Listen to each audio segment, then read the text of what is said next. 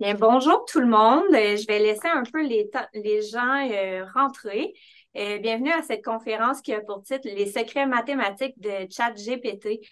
Votre conférencier d'aujourd'hui est Nicolas Doyon, professeur titulaire du département de mathématiques et de statistique. Mon nom est Cassandra Plot. Je suis conseillère en communication et marketing pour la faculté de sciences et de génie. Donc, aujourd'hui, vous êtes beaucoup à participer à la conférence qui va être enregistrée et disponible pour rediffusion sur le site de la Faculté de sciences et de génie. Donc, je vous demanderai de fermer vos micros pour être sûr que tout fonctionne bien durant la conférence. La conférence a une durée de 50 minutes avec un 10 minutes de questions à la fin. Je vais vous inviter à mettre vos questions dans le chat et je pourrai les lire à M. Doyon à la fin de la conférence. Comme vous êtes beaucoup, il se peut qu'il y ait beaucoup de questions à la fin. Donc, peut-être que la conférence va durer un peu plus longtemps à cause de la période de questions. Si vous ne pouvez pas, vous devez partir, n'hésitez pas. Comme que je vous disais, ça va être disponible pour rediffusion. Donc, vous allez pouvoir voir les réponses à vos questions. Puis, si jamais par après, vous avez d'autres questions qui vous viennent, bien, vous pouvez toujours écrire à M. Doyon pour avoir des réponses. Donc, sans plus tarder, je vais vous laisser avec M. Nicolas Doyon. Donc, bonjour tout le monde. Merci d'être là, de prendre votre temps pour assister à une conférence. Donc, effectivement, je suis professeur ici au département de mathématiques, mais je vous montre aussi un autre endroit où je travaille, qui est un centre de recherche qui s'appelle le Centre Cerveau. C'est un acronyme qui se prononce comme le cerveau. Et quand on parle de ça à des gens qui sont anglophones, ils ne comprennent absolument pas. Et c'est un centre de recherche qui rassemble des chercheurs de différentes disciplines, des mathématiciens, des physiciens, des biologistes, des psychologues, des médecins. Et on a comme objectif commun d'étudier le cerveau humain, le fonctionnement des neurones et différentes maladies du système nerveux. Mon travail spécifiquement, c'est quoi? Ben, si vous voyez cette photo-là, c'est une photo, ce n'est pas un dessin. Peut-être que vous trouvez ça un petit peu bizarre comme photo. Vous pouvez vous demander c'est quoi? Eh bien, c'est un neurone qui a été photographié par le laboratoire de Paul de Koninck en fluorescence. Et ce que je fais, bien, j'essaye de partir des neurones et de trouver des systèmes d'équations mathématiques qui décrivent le fonctionnement des neurones. Et la recherche, de plus en plus, ça se fait de manière interdisciplinaire. Donc, c'est quand on rassemble des gens de différentes disciplines qu'on espère faire avancer les choses. Et pourquoi une conférence sur ChatGPT? Bien, évidemment, c'est qu'on en entend on en entend beaucoup parler dans les informations, dans les médias. Par exemple, ici, Radio-Canada qui nous dit que ChatGPT peut naviguer sur le web en temps réel. On parle d'emplois qui sont menacés par l'intelligence artificielle. Éventuellement, peut-être que mon travail de chercheur va pouvoir être fait par des intelligences artificielles qui vont être plus efficaces que nous pour découvrir des nouveaux résultats, puis plus efficaces que nous pour écrire des articles scientifiques. On va y revenir plus tard. Donc ici, on voit une autre information qui nous dit que ChatGPT peut interpréter maintenant les images. Donc, ça soulève toutes sortes de questions. Ce dont je vais vous parler aujourd'hui, bien, on va regarder ensemble un petit peu comment ça marche, les principes de base derrière ça. On va parler aussi un petit peu dans un contexte plus large rapidement de l'histoire de l'intelligence artificielle. Et on va voir un peu c'est quoi les mathématiques qu'il y a derrière, pas juste ChatGPT, mais derrière ce qu'on appelle les réseaux de neurones. Donc, vous reconnaissez peut-être la personne qui est ici, c'est Socrate. Est-ce qu'il ressemblait vraiment à ça? C'est pas tout à fait clair. Qu'est-ce qu'il nous disait, Socrate? Il disait, connais-toi toi-même, c'est la chose la plus importante. Et ça peut inspirer la question, est-ce que ChatGPT se connaît lui-même? Si on lui demandait un petit peu à ChatGPT de nous parler de lui-même. Donc, on peut lui demander comment fonctionne ChatGPT. Ça ici, ben, c'est moi qui c'est moi qui avais une barbe, donc c'est la même personne. Donc, comment fonctionne ChatGPT? ChatGPT nous dit de lui-même que le GPT, c'est un Generative Pre-trained Transformer. Donc, on va voir un petit peu ce que ça veut dire. On nous dit aussi qu'il utilise une architecture de réseau neuronal profond. On va voir ce que ça veut dire un réseau neuronal profond aussi. Et de manière intéressante, je coupe le texte un petit peu parce que vous pouvez faire l'expérience, vous pouvez aller sur ChatGPT et lui demander de vous parler de lui-même, de se décrire. Et il nous dit quelque chose d'intéressant. Il nous dit que c'est important de noter qu'il n'y a pas de compréhension profonde ou de conscience de soi.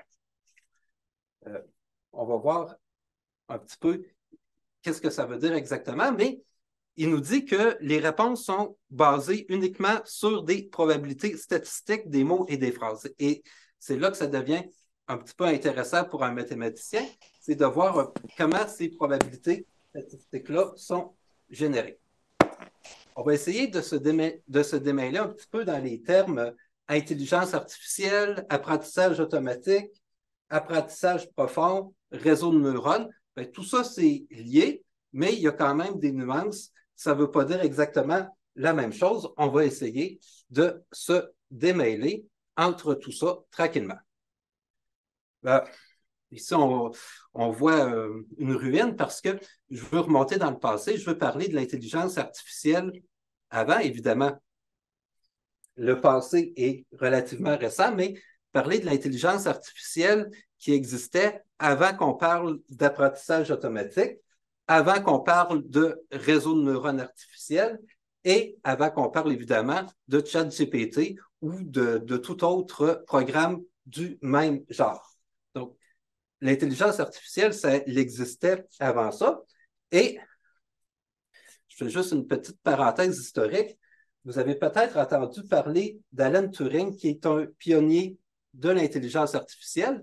Et on le voit ici, qui court un marathon parce qu'en plus d'être un mathématicien, c'était un sportif incroyable qui était pas si loin du record du monde à l'époque. À l'époque, lui, il a travaillé beaucoup dans les années 40 et j'en parle ici, je fais une petite parenthèse pour dire qu'il y a un film qui a été fait par Hollywood sur ce mathématicien-là, sur Alan Turing. On le voit ici, incarné par Benedict Cumberbatch. Et une des raisons pourquoi on a fait un film sur lui, c'est qu'il travaillait pendant la Deuxième Guerre mondiale et il a réussi à décoder des codes secrets allemands. Donc, c'est quelqu'un qui a une vie incroyable. C'est un mathématicien qui a travaillé sur l'intelligence artificielle, qui faisait des marathons et qui a également réussi à jouer un rôle important dans la Deuxième Guerre mondiale. Il y a aussi un volet plus tragique à sa vie, mais c'est quelqu'un, si vous voulez apprendre sur un mathématicien, c'est vraiment quelqu'un de fascinant. Dans les années 40, les ordinateurs ressemblaient un petit peu à ça. C'était des machines absolument gigantesques et très lentes. Et ici, on voit une femme qui opère l'ordinateur et ce n'est pas un hasard. Au début de l'informatique, c'était beaucoup des femmes qui travaillaient dans le domaine et plus tard, ça a été envahi un petit peu par les hommes. Et étant donné l'ordinateur que vous avez vu qui était à la fois énorme et très lent, Turing, lui, a travaillé beaucoup avec ce qu'on peut appeler des ordinateurs de papier ou des ordinateurs théoriques. Ici, on voit un dessin de ce qu'on appelle une machine de Turing, qui n'est pas vraiment une machine physique, qui est juste un jeu de l'esprit, une abstraction mentale. Et avec les machines de Turing, il se posait la question, si on disposait d'un ordinateur ou d'un programme informatique qui était infiniment puissant, avec une mémoire infinie, avec une grande puissance de calcul, est-ce qu'on pourrait caractériser les problèmes qu'on peut répondre avec cette intelligence artificielle? Une autre, on va venir à quelque chose de plus concret. Une autre contribution importante d'Alan Turing, ça a été de développer le concept du test de Turing. Le test de Turing, c'est quoi? C'est qu'il disait, un ordinateur va être vraiment intelligent lorsque, si on discute avec l'ordinateur, il va passer pour un être humain. Donc, est-ce qu'un ordinateur est capable de passer pour un être humain lorsqu'on discute avec lui? Il y a deux volets à la question. Évidemment, si on parle physiquement, ben, les robots d'aujourd'hui, est-ce que ça passe pour des êtres humains? Pas vraiment.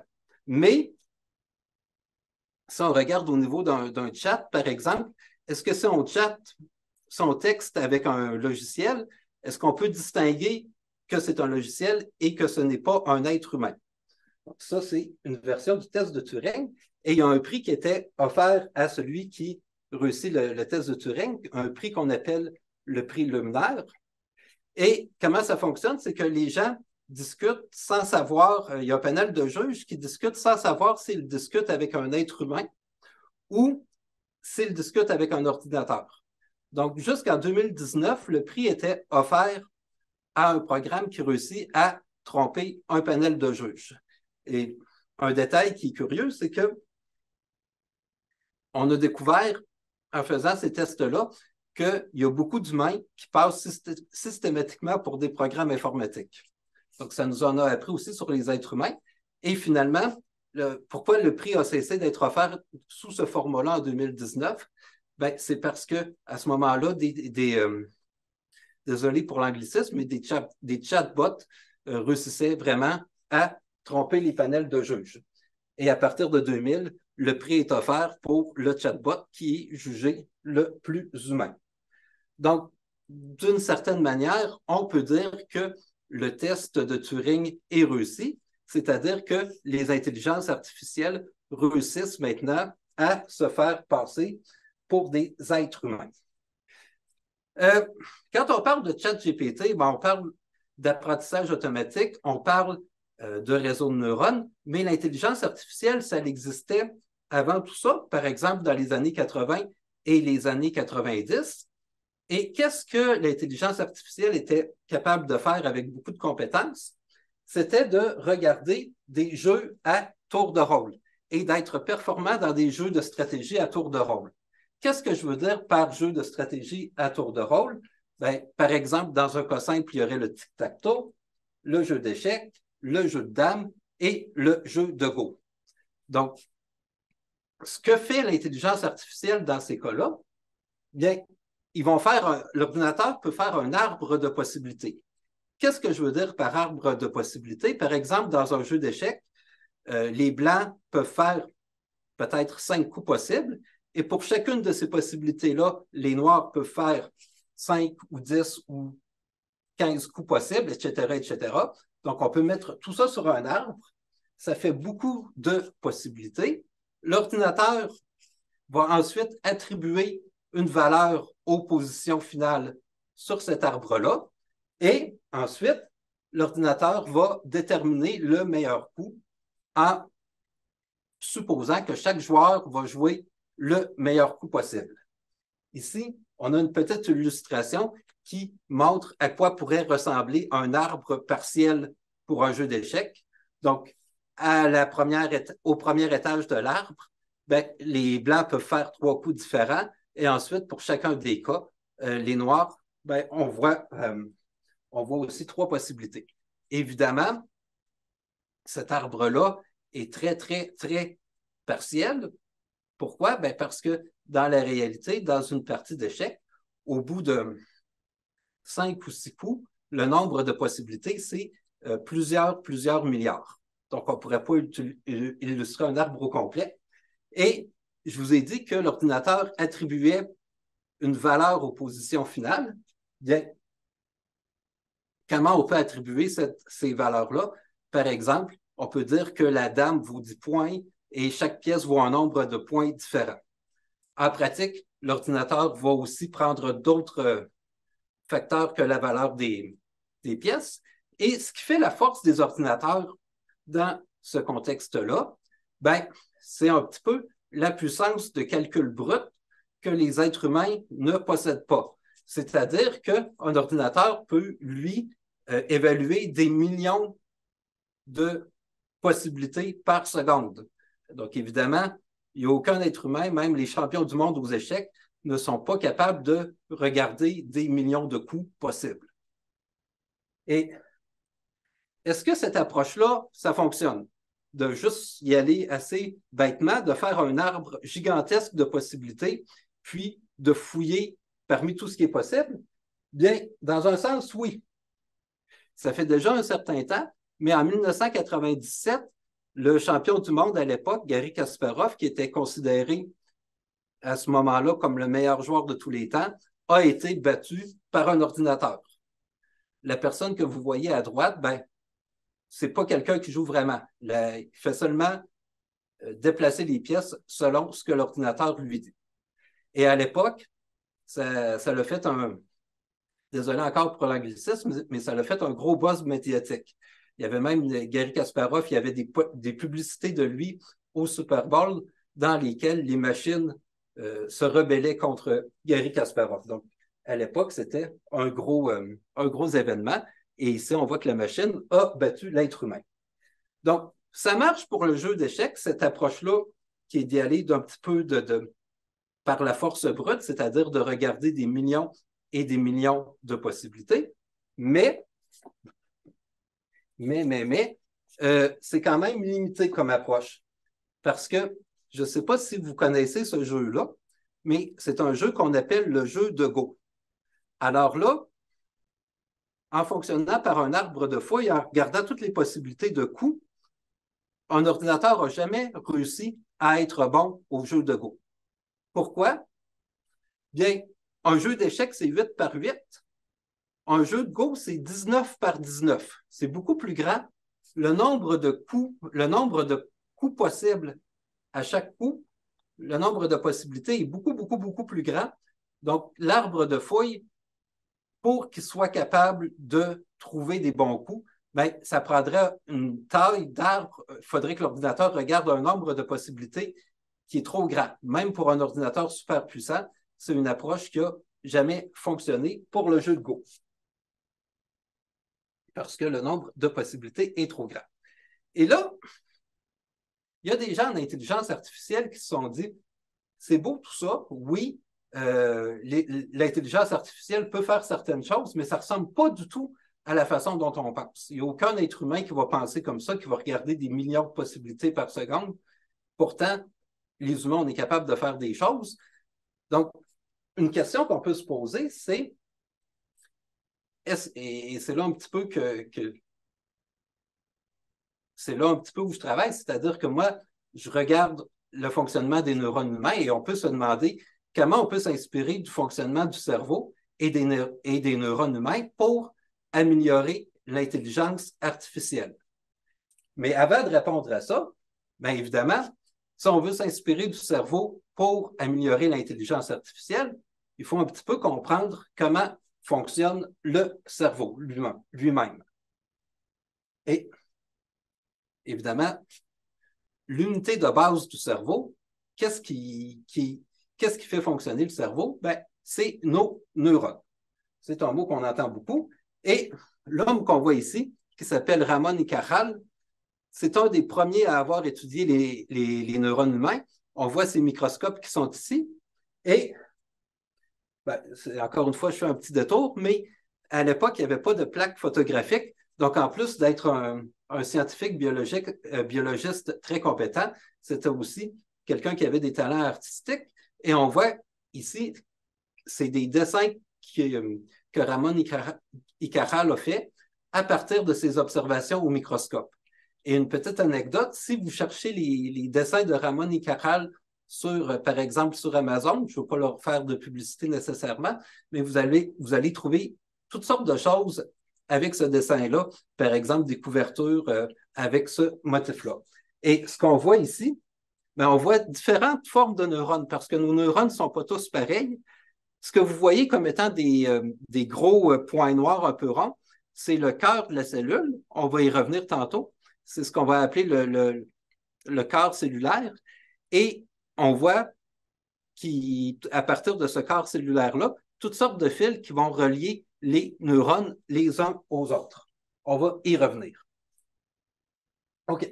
Donc, nos neurones, on peut les diviser de manière générale en 3 parties. On pourrait raffiner, évidemment, la division et y aller en plus de détails, mais de manière générale, on peut séparer le neurone en 3 parties.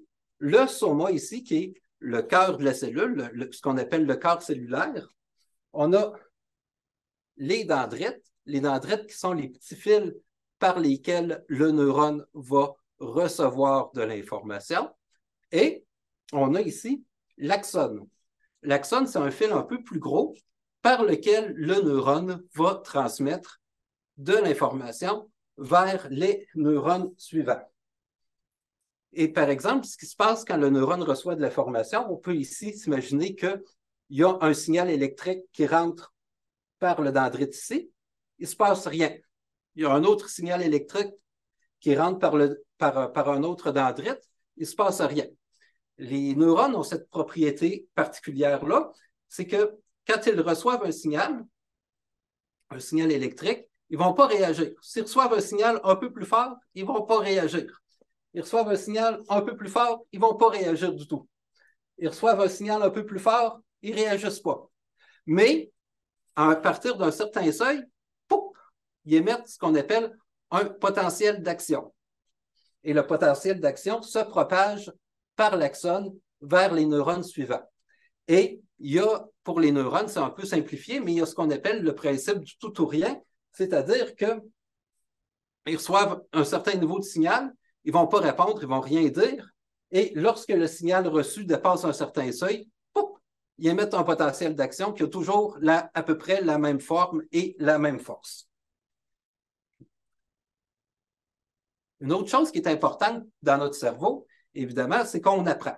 On n'a pas juste des neurones qui reçoivent et transmettent de l'information, mais on apprend. Pour la plupart d'entre nous, on n'est pas la même personne qu'on était il y a 5 ou 10 ans, ce qui serait un peu triste. Et où cet apprentissage se passe d'une manière biologique, c'est que nos neurones sont connectés entre eux par ce qu'on appelle des synapses.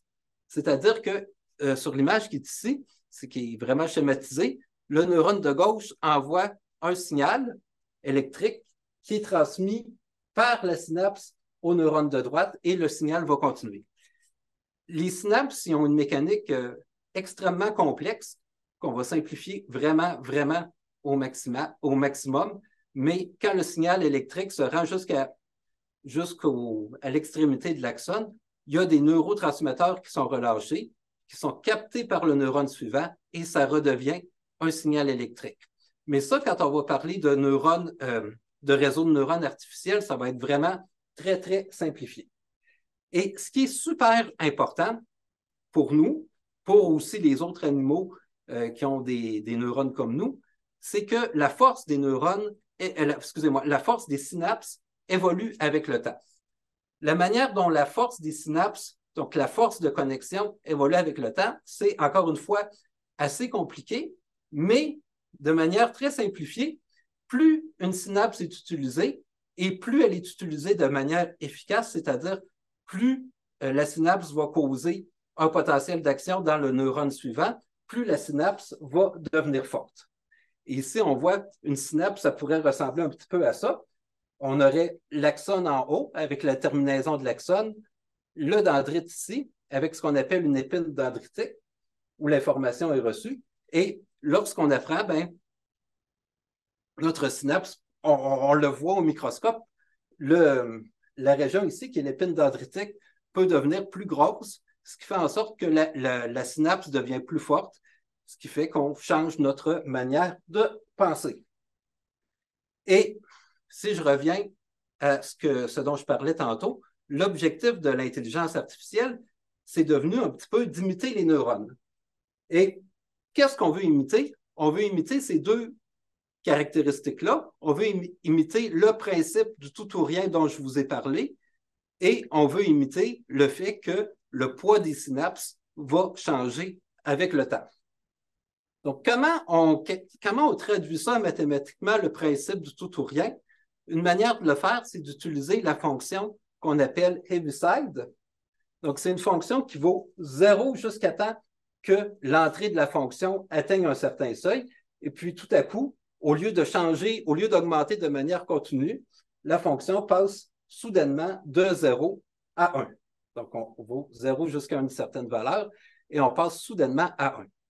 Donc, c'est une manière mathématique de traduire le principe du tout ou rien. Et un neurone artificiel, ça pourrait ressembler à ça, de manière très schématisée. Donc, dans notre neurone artificiel, il y a des entrées. Ici, on prend 1, 0,5 et 2, donc des valeurs numériques en entrée. L'exemple que j'ai choisi est juste arbitraire. Et les synapses, bien, ce qui joue le rôle de synapse, c'est des poids, tout simplement. Et ces poids-là, ici, 2, moins 1,2 et 3, c'est aussi un exemple arbitraire. Bien, quel rôle ils vont jouer? C'est que les entrées vont être multipliées par la valeur des poids. Ici, le poids, c'est 2, donc on multiplie 1 par 2. Ici, le poids, c'est moins 1,2, donc on multiplie cette entrée-là par ce poids-là. Et on fait ce qu'on appelle une somme pondérée. Donc, chaque entrée est multipliée par le poids synaptique. Ensuite, notre neurone artificiel y applique la fonction Heaviside dont on vient de parler. Et en sortie, un neurone comme ça, va retourner la valeur 0 ou 1. Ceux qui connaissent un peu les réseaux de neurones vont me dire qu'on peut utiliser d'autres fonctions que la fonction Heaviside. C'est vrai, mais dans le cadre de la présentation, on va essayer de garder des exemples simples. Et là, ce qui est super important, c'est que les poids synaptiques qu'on a pris ici, on aurait pu prendre d'autres valeurs. Par exemple, on aurait pu prendre ces valeurs-là et notre somme pondérée aurait donné quelque chose de différent. Et dans cet exemple-ci, on aurait eu la sortie 0.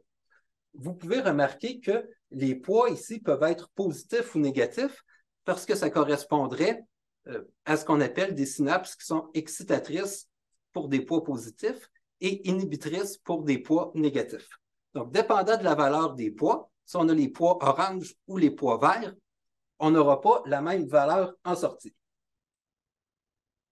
Et on entend souvent le mot deep learning ou apprentissage profond. Bien, qu'est-ce que c'est qu'un apprentissage profond? C'est tout simplement qu'on considère des réseaux de neurones avec plusieurs couches. Une couche d'entrée, plusieurs couches intermédiaires et des couches de sortie. Et chaque flèche verte ici va correspondre à une force de connexion ou à un poids synaptique. Et lors de l'apprentissage, chacun de ces poids-là va être ajusté. Dans l'exemple qui est ici, qui est simplement un exemple arbitraire, il y a 31 poids à ajuster. Dans les vrais réseaux de neurones en pratique, il y aurait vraiment, vraiment beaucoup plus de poids, vraiment beaucoup plus de possibilités. Qu'est-ce qu'on peut faire avec un réseau de neurones? Bien, je vous ai dit tantôt que pour jouer aux échecs, pour faire des tâches logiques où il y a des règles précises, bien, on pouvait fonctionner, on pouvait avoir de l'intelligence artificielle qui performait sans imiter le cerveau humain. Par contre, il y a quelque chose que les humains, on est vraiment bons pour faire que l'intelligence artificielle, jusqu'à récemment, était vraiment mauvaise pour faire, c'était jouer à chat ou chien. Qu'est-ce que je veux dire par jouer à chat ou chien? Je vous montre une image, vous me dites, est-ce que c'est une image de chat ou est-ce que c'est une image de chien? Bien, des enfants sont capables de résoudre cette tâche-là avec 100% d'efficacité. C'est très, très facile pour un humain. Par contre, c'était très difficile pour les intelligences artificielles avant d'utiliser des réseaux de neurones, puis avant d'utiliser de l'apprentissage profond. Ici, on voit un article qui est sorti en 2021 où on se vante de pouvoir classifier des photos de chats et de chiens avec une précision de 97%. Donc, c'est une tâche simple qu'on peut faire, une tâche qui est apparemment simple pour un humain, mais qui représente un défi pour des réseaux de neurones artificiels. Et comment on fait ça? Bien, on commence avec notre image, on la transforme en un vecteur de chiffres, on met cette série-là de chiffres de 0 ou 1 dans notre réseau de neurones, et si le réseau de neurones en sortie nous donne 0, on va dire que c'est un chat, et si le réseau de neurones en sortie, nous donne la valeur 1, ben, on va dire que l'image, c'est une image de chien. Dans cet exemple-là, ici, le réseau de neurones pourrait nous dire 1, voici, c'est une image de chien. Pourquoi? Ben, évidemment, parce qu'il faudrait ajuster les poids. Si le réseau de neurones nous dit 1, voici une image de chien, ben, il y a quelque chose qui ne marche pas, on n'a pas les bons poids. Avant de poursuivre, un petit mot sur la manière dont on transforme l'image en séquence de nombres. Il y a beaucoup de subtilités puis de techniques là-dedans. C'est-à-dire qu'on ne va pas prendre chaque pixel et le transformer en une valeur. On va effectuer des fonctions qu'on appelle une convolution sur l'image. Par exemple, on va prendre la couleur moyenne ou l'intensité lumineuse moyenne sur un petit carré et ça va nous permettre de transformer l'image en séquence de chiffres. Dans l'exemple que je viens de vous donner, le réseau de neurones s'est trompé. On a donné une image de chat, il nous a dit que c'était une image de chien. Donc, comment on peut l'entraîner, le réseau de neurones? Comment on peut lui apprendre ou comment on peut lui permettre d'apprendre à avoir les bons poids de connexion, les bons poids synaptiques pour qu'il ne se trompe pas quand il regarde une image? Bien, ça nous prend ce qu'on appelle un ensemble d'entraînement, qui sont des données étiquetées. Ça veut dire qu'on va donner des images au réseau de neurones. Ici, vous en voyez 6, mais dans la réalité, il pourrait en avoir des milliers ou des millions. Et pour chacune de ces images-là, on va dire si c'est un chat ou un chien. Donc, on envoie toutes ces images-là dans le réseau de neurones. On va regarder quel pourcentage des images sont bien classées. Par exemple, on met certaines valeurs pour les poids synaptiques, une certaine valeur pour les poids de connexion, et on va obtenir que 61% des images sont bien classées. 61%, si on n'est pas trop difficile, on peut dire ça passe, mais on voudrait faire plus. Donc, on va ajuster les poids. On obtient un autre vecteur d'autres valeurs pour les poids de connexion, d'autres valeurs pour les poids synaptiques. On va bien classer 70% des images. On n'est pas encore satisfait, on ajuste les poids et éventuellement, on va arriver à bien classer une grande partie des images. Donc, par exemple, 98%. Est-ce qu'on est satisfait? Pas nécessairement, parce que c'est un peu comme si vous étudiez pour un examen. Vous avez des exercices préparatoires. Disons que vous êtes capable de faire parfaitement tous les exercices préparatoires. Est-ce que ça veut dire que vous allez bien passer l'examen? Peut-être pas. Peut-être que oui, mais peut-être que vous avez juste appris par cœur la réponse à tous les exercices de préparation. Donc, une fois qu'on a entraîné notre réseau de neurones, qu'est-ce qu'on fait? On le confronte à un ensemble de validation. C'est quoi un ensemble de validation? C'est des données qui n'ont pas été utilisées pour l'entraînement. Par exemple, on lui donne d'autres images de chats et de chiens et on teste si le réseau va être capable de bien étiqueter ces nouvelles images-là qu'il n'a pas utilisées pour s'entraîner. Donc, c'est un petit peu comme vous avez étudié avec une certaine série d'exercices pour vous préparer. Vous arrivez à l'examen. L'examen, c'est des nouvelles questions. Et on met ça dans notre réseau de neurones. Et ici, par exemple, c'est complètement fictif comme exemple, on pourrait arriver à la réponse que le réseau de neurones classe bien 70% des images. Qu'est-ce qui s'est passé? Je reviens un petit peu en arrière. Avec notre ensemble d'entraînement, le réseau de neurones classait bien 98% des images.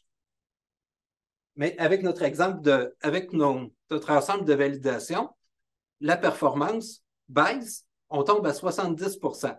Pourquoi? Ben, dans l'exemple que je viens de vous montrer, pour l'ensemble d'entraînement, c'était des photos un petit peu plus réalistes de chats et de chiens. Et pour l'ensemble de validation, on a quelque chose de différent. On a des images un peu plus de cartoon. Donc, c'est un peu comme si vous passez un examen et que les questions d'examen ne ressemblent pas aux exercices. Et dans cet exemple-là, c'est assez évident. Mais en réalité, c'est souvent un problème difficile de trouver un ensemble de données pour entraîner le réseau qui va être représentatif de toutes les données sur lesquelles on veut utiliser notre réseau. Donc, il faut que l'ensemble d'entraînement soit représentatif. Depuis tantôt, je vous parle d'ajuster les poids. Bien, je vous dis, on ajuste les poids, on ajuste les forces de connexion, on ajuste les synapses. Une question qui se pose, bien, comment on fait ça?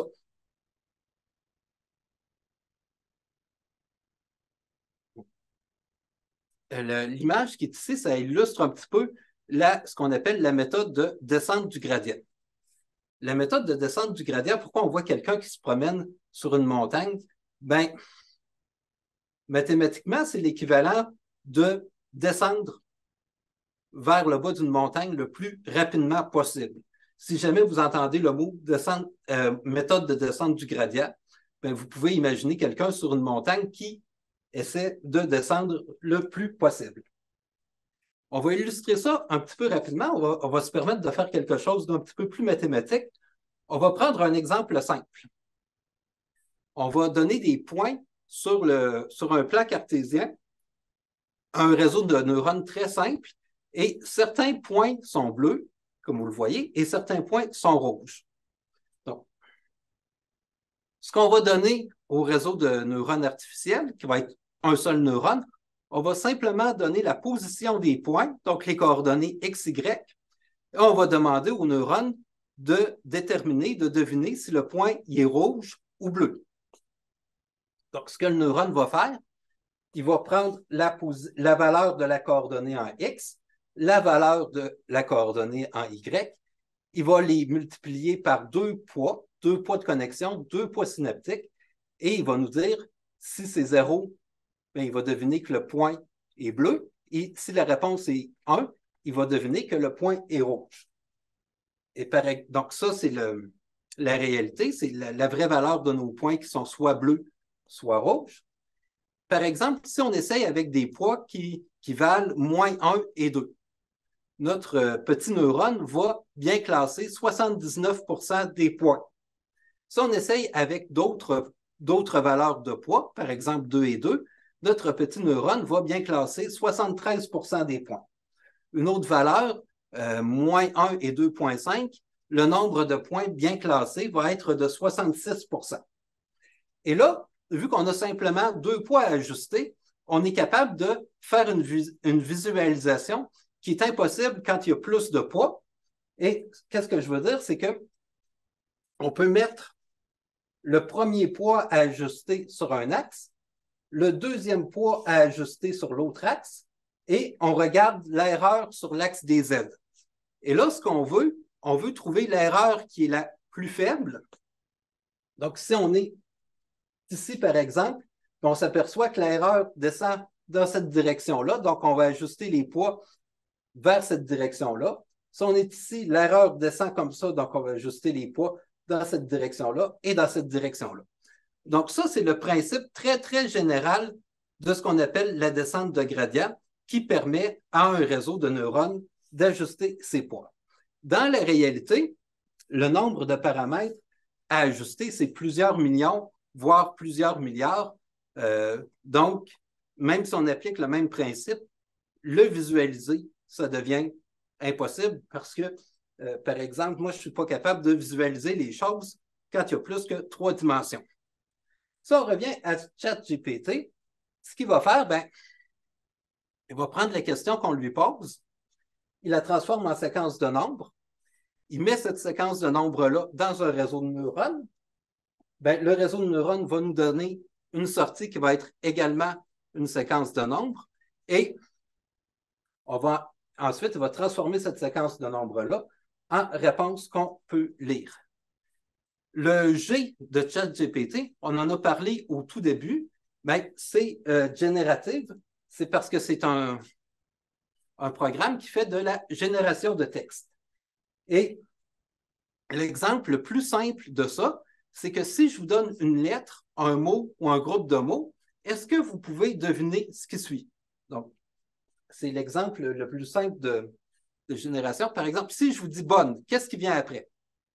Bon, c'est pas très convaincant. Vous pouvez dire que ça peut être beaucoup, beaucoup de choses. Ça peut être bonne journée, bonne nuit, bonne chance, bonne année, etc., etc. Par contre, si on met plus d'informations dans le système, si je vous dis je vais me coucher, bonne, ah ben là, on pourrait s'imaginer que c'est bonne nuit. Tu as 17 ans aujourd'hui, bonne, on pourrait s'imaginer que c'est bonne fête. Donc, c'est quelque chose que les générateurs de texte peuvent faire. On prend du texte et on devine la suite. Et pour apprendre à deviner la suite comme ça, ce que ChatGPT fait, c'est qu'il lit beaucoup. Au début, il nous a dit, quand on lui a demandé, ChatGPT, de nous parler de lui-même, il nous a dit qu'il se basait sur des probabilités et des statistiques. Donc, qu'est-ce que ça veut dire? Bien, ça veut dire que s'il voit une séquence de mots, quelle séquence de mots est la plus probable de la suivre? Donc, pour faire ça, bien, il faut qu'il lise beaucoup, beaucoup, beaucoup, beaucoup, beaucoup d'exemples. Par exemple, tu as 17 ans aujourd'hui, bonne, il faut qu'il devine que c'est fête qui suit. Donc, il faut qu'il ait lu beaucoup de textes pour voir un exemple qui ressemble à ça. Donc, ChatGPT, il ajuste les poids de son réseau en lisant, mais il lit vraiment, vraiment, vraiment, vraiment beaucoup. Donc, l'image que vous voyez ici, ça paraît peut-être pas, mais c'est une bibliothèque absolument impressionnante. Donc, ce que vous voyez ici, ce ne sont que des livres. Donc, ChatGPT va vraiment lire beaucoup pour ajuster tous les poids de son réseau de neurones. Et quand on dit lire beaucoup, les détails exacts de ça sont plus ou moins un secret professionnel. Donc, on ne peut pas, je ne sais pas les détails, mais ce qu'on lit, on peut parler de 300 milliards de mots des textes de 300 milliards de mots que ChatGPT peut lire pour pré-entraîner son réseau. Donc, si vous lisez 300 mots par page, à une page par minute, bien, et que vous lisez, bien entendu, 24 heures par jour, ce qui est tout à fait réaliste, vous allez devoir lire pendant environ 1900 ans pour ingérer autant d'informations. Donc, le G de ChatGPT, c'est pour de la génération de texte, donc devinez ce qui suit. Le P, c'est pour le pré-entraîner, donc se pré-entraîner en lisant, en lisant, en lisant beaucoup. Et le T, c'est pour un transformateur. Ben, qu'est-ce qu'on veut dire par transformateur? Ben, ça fait référence à l'architecture du réseau. L'architecture du réseau, c'est quoi? Bien, vous avez beaucoup de neurones dans un réseau de neurones, mais une question qu'on peut se poser, c'est comment on va les connecter entre eux, ces neurones-là? Et la question, n'est pas du tout évidente.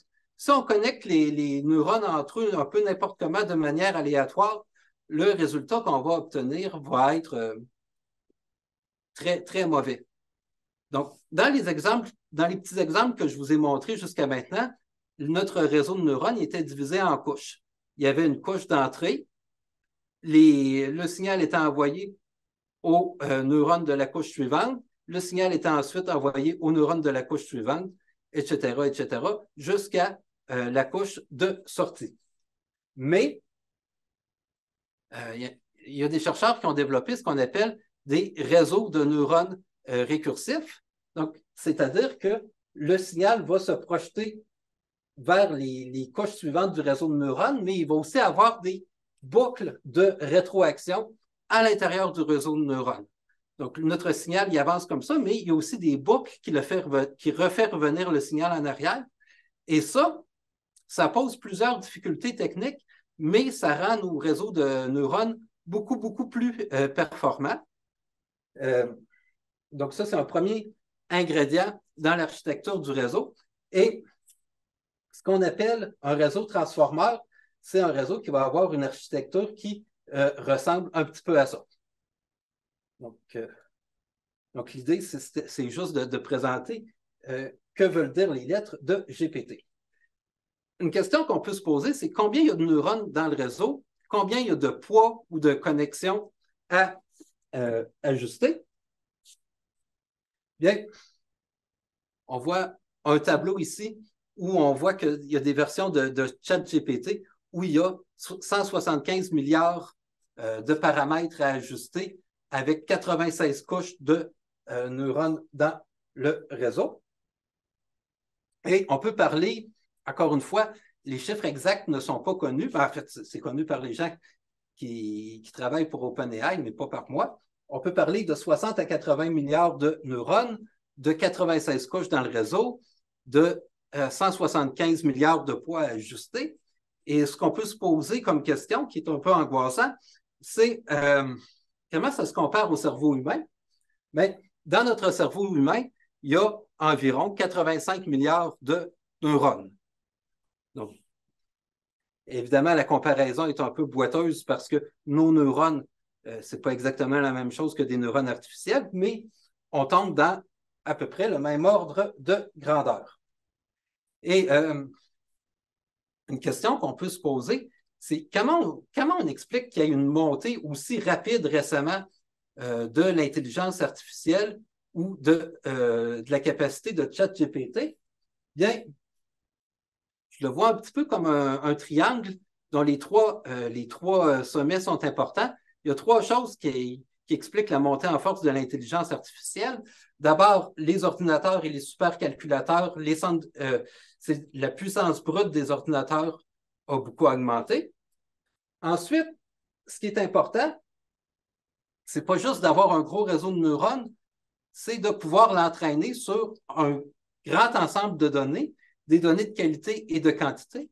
Et ça, ben, avec tout ce qu'il y a sur Internet, la quantité de données disponibles de qualité, ça a beaucoup, beaucoup augmenté. Et le troisième sommet de mon triangle, ben, c'est qu'il y a eu beaucoup d'innovation dans la manière de construire les réseaux. Au lieu d'avoir juste des couches comme ça, bien, il y a l'architecture transformer qui a été développée, le fait qu'il y a des réseaux récursifs, etc. Donc, c'est vraiment les trois éléments qui peuvent expliquer la montée en puissance de ChatGPT. Et on peut se poser des questions auxquelles je n'ai pas du tout de réponse. Est-ce que ça va s'arrêter? Est-ce qu'il y a des choses qu'il ne pourra pas faire? À chaque semaine ou à chaque mois, on entend des nouvelles choses que ChatGPT fait qu'on pensait impossibles. Et c'est une raison pour laquelle il y a certains chercheurs en intelligence artificielle, comme M. Joshua Bengio, qui est à Montréal, qui voudraient qu'on ralentisse un petit peu le développement jusqu'à temps que tout soit maîtrisé. On va poursuivre sur une note un petit peu pessimiste. Qu'est-ce qui pourrait mal se passer? Bon, on a des réseaux de neurones qui peuvent à peu près tout faire.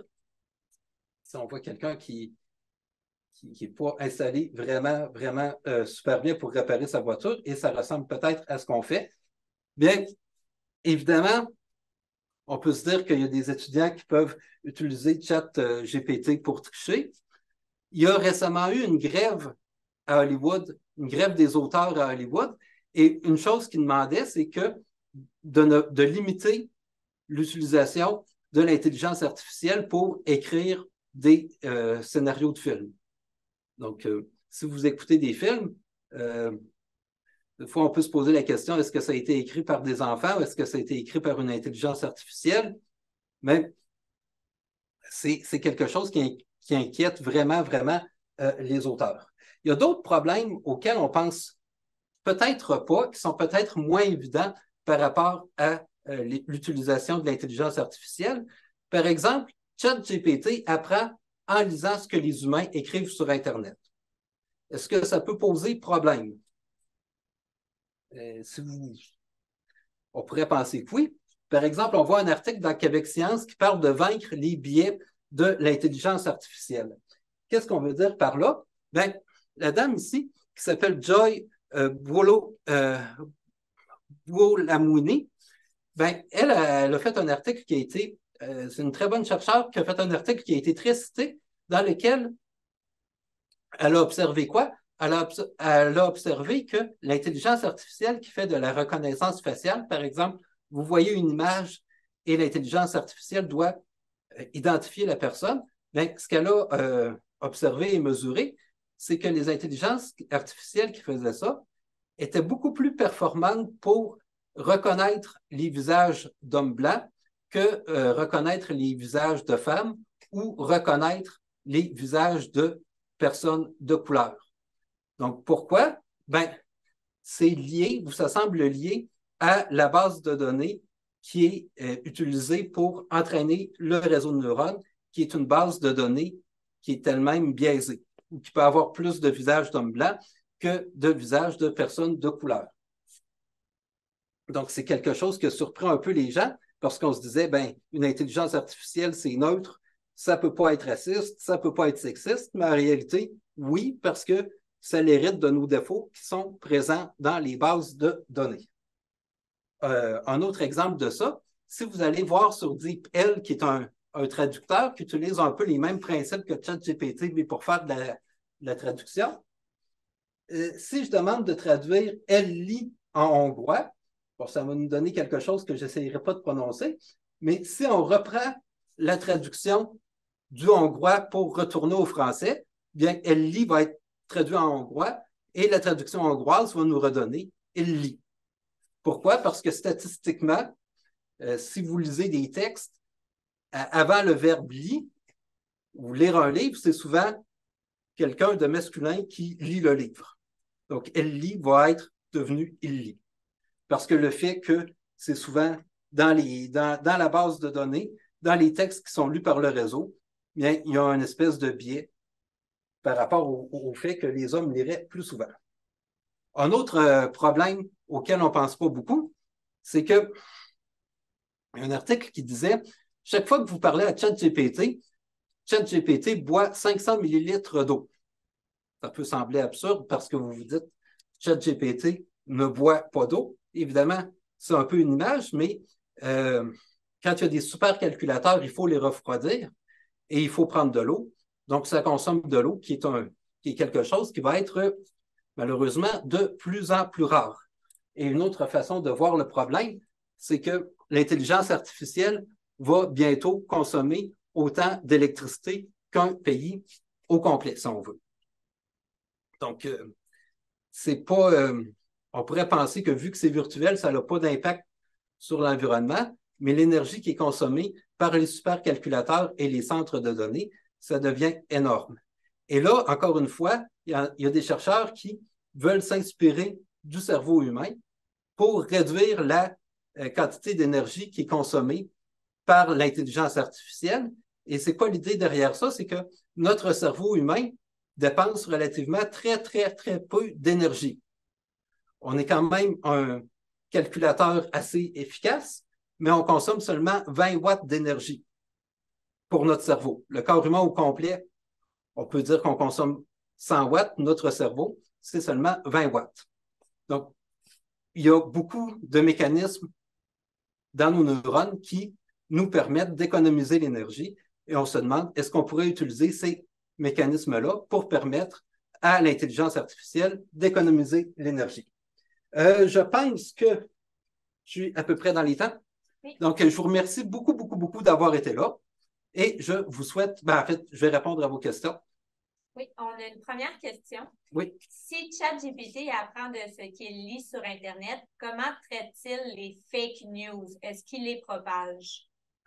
Il n'y a pas Mais en fait, il va propager ce qui est le plus présent statistiquement sur Internet.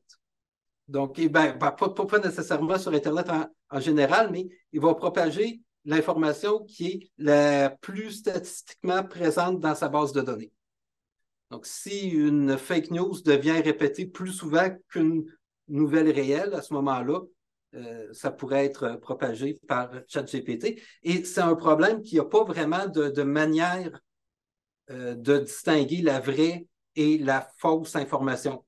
Il y a juste une grande banque de données et il n'y aura pas il y aura pas de vrai ou de faux pour lui. Super. Et pour le moment, j'ai pas. Ah oui, j'ai une autre question. Oh, j'ai beaucoup d'autres questions.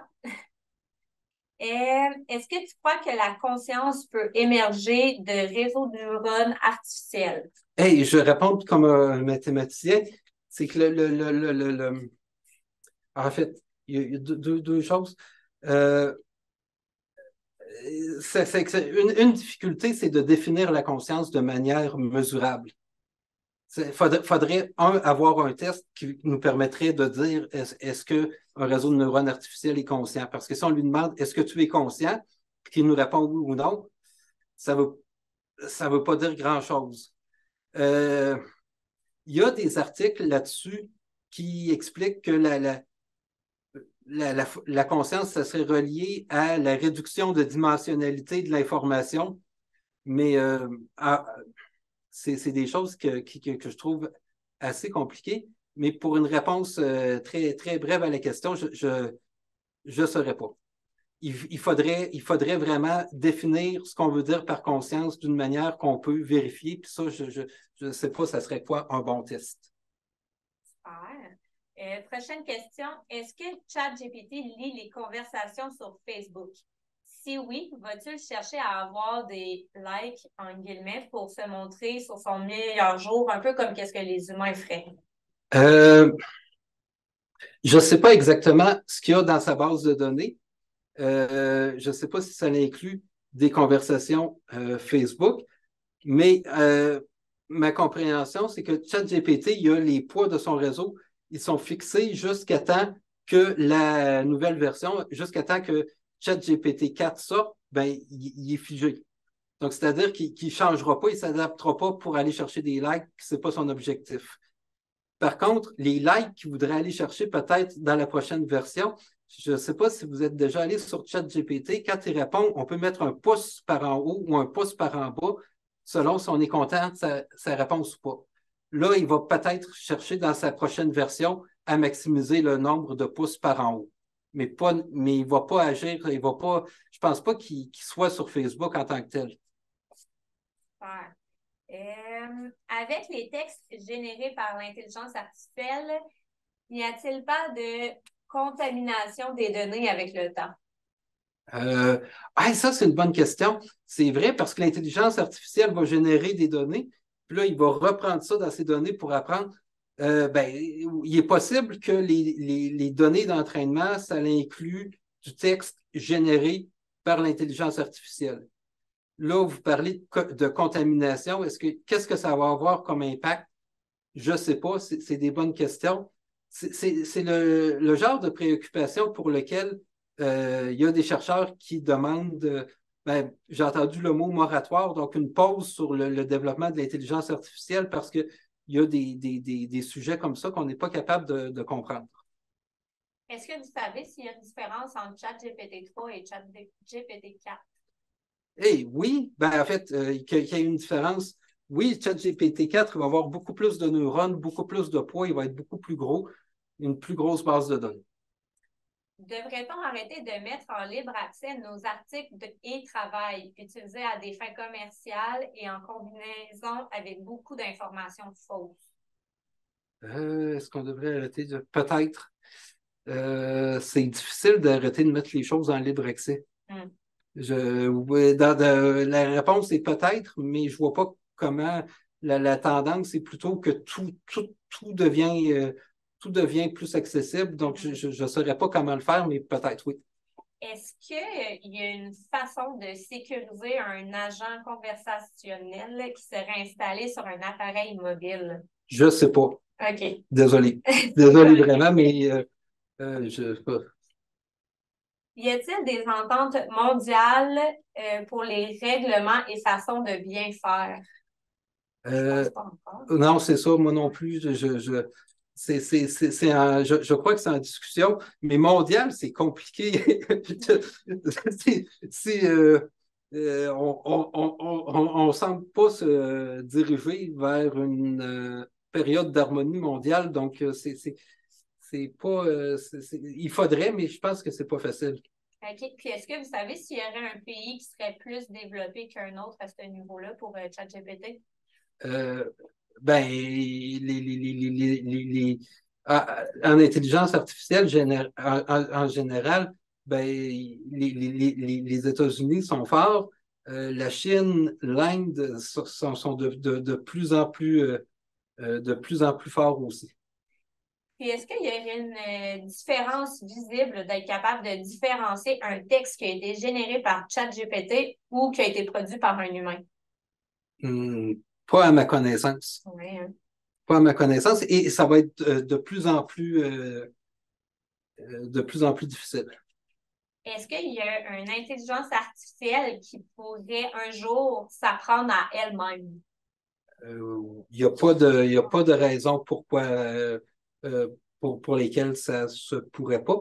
Il y a des auteurs de science-fiction qui ont théorisé qu'éventuellement la technologie serait assez avancée pour développer d'autres technologies, d'autres technologies, d'autres technologies qui seraient de plus en plus avancées. Et il y en a qui parlent d'un point de singularité où le développement de l'intelligence artificielle, puis le développement technologique va exploser et complètement échapper à notre contrôle. J'ai une question ici que moi, personnellement, je ne comprends pas. Combien de temps avant la singularité est-ce la crainte de Benjo? Ah, ben, c'est ça, ben, c'est cette singularité-là. Ben, OK. je pense qu'il y a plusieurs craintes là, de Benjo. Il y a plusieurs.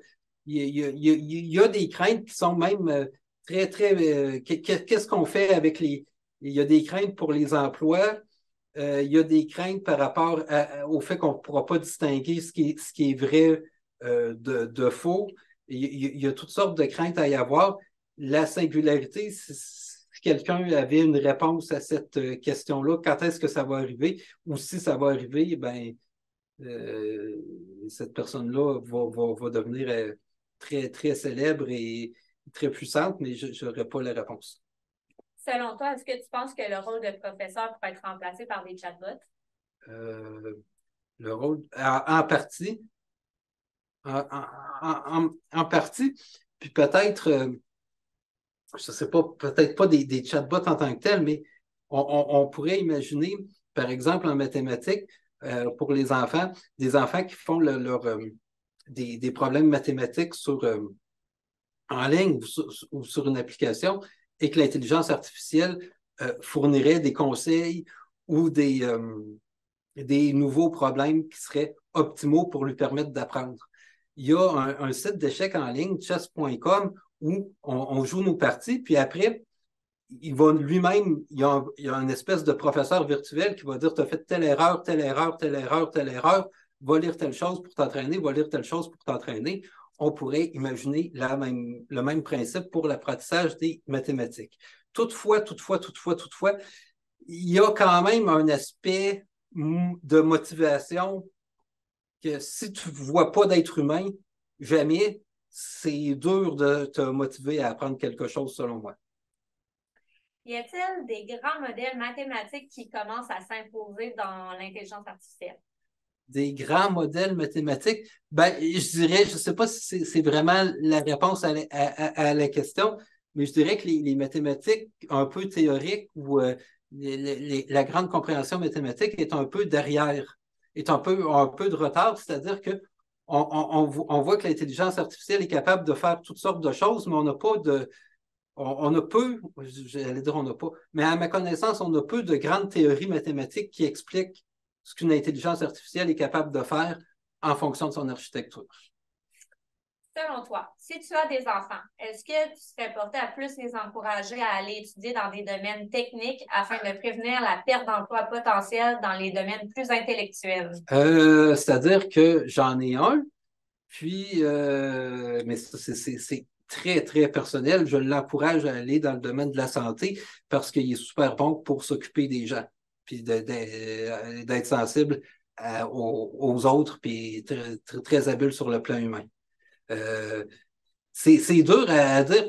Par exemple, est-ce que quelqu'un peut dire je veux être camionneur, mais qui devient camionneur, puis là, les camions sont capables de se conduire automatiquement, donc il est devenu camionneur pour rien.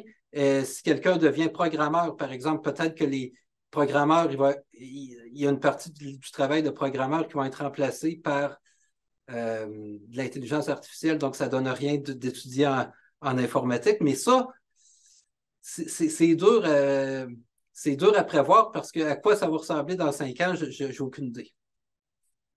Limite à apprentissage par gradient.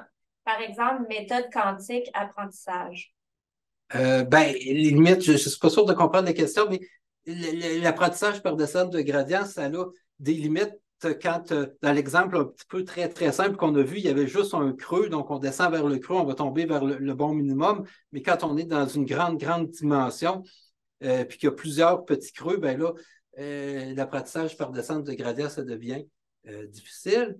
Quantique, ben, je ne sais pas si tu veux parler ou si vous voulez parler des ordinateurs quantiques qui sont complètement autre chose avec une autre théorie en arrière. Et ça, c'est quelque chose qu'on comprend mal. L'informatique quantique, c'est en train de se développer.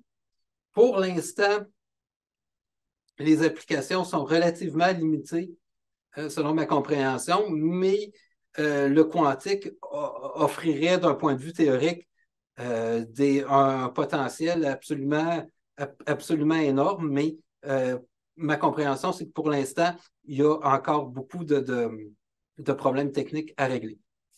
Est-ce que ChatGPT est modéré par des humains pour éviter tout dérapage, comme quelque chose qui pourrait être raciste ou trop politique? Je crois que dans une certaine mesure, oui. C'est-à-dire qu'il apprend sur sa banque de texte, puis là, sauf erreur, il y a une deuxième itération qui est faite par des humains. Puis si j'allais dire non, faites-le, non, faites-le pas, mais si vous écrivez des choses qui n'ont pas d'allure sur ChatGPT, il va vous retourner de bord, il va dire demandez de l'aide ou j'avais demandé à un moment donné s'il croyait Elon Musk était un reptilien, puis il m'avait dit que c'était des théories du complot, puis qu'il fallait que je fasse attention à ce qui était des fake news ou des vraies news. Donc, je pense qu'il y a des humains qui modèrent un peu. Est-ce que c'est parfait? Sûrement pas. Il y a sûrement moyen de contourner ça parce que le nombre de possibilités est tellement grand. On n'a pas d'autres questions. Sinon, beaucoup de commentaires qui vous disent merci beaucoup. C'était très intéressant, bien vulgarisé. Merci à vous autres. J'ai peut-être une dernière petite question. Quels sont les axes de recherche en cours à l'Université Laval ou dans votre département par rapport à l'intelligence artificielle? Par rapport à l'intelligence artificielle, au département de mathématiques en tant que tel, il n'y en a pas beaucoup. Au département d'informatique, il y a beaucoup de choses qui se font. Il y a le Centre de traitement de données massives. J'ai peur de mal dire l'acronyme. C'est CRDM, je crois, Centre de recherche en données massives. Et la recherche, c'est comment, quand on a un ensemble de données qui est très, très grand, comment gérer ça. Donc, ça c'est une chose. Et au Centre Cerveau, il y a une chercheuse qui s'appelle Flavie Lavoie-Cardinal qui a fait vraiment quelque chose de fascinant avec sa collègue Audrey Durand, qui est au département d'informatique. Il utilise l'intelligence artificielle pour regarder des images de cerveau ou des images de tranches de cerveau où on voit les neurones. Et la tâche de l'intelligence artificielle, c'est d'identifier où il y a des synapses, où il y a des corps cellulaires, où il y a des dendrites. Donc, c'est utiliser les réseaux de neurones artificiels pour utiliser les réseaux de neurones réels. Parfait. Merci, M. Doyon. Donc, je vous ai mis le lien dans le chat pour rediffusion. Comme je vous disais, ça va être disponible sûrement en après-midi. Donc, si vous avez d'autres questions, je pense que vous pouvez toujours écrire à M. Doyon. Donc, merci tout le monde et bonne fin de journée.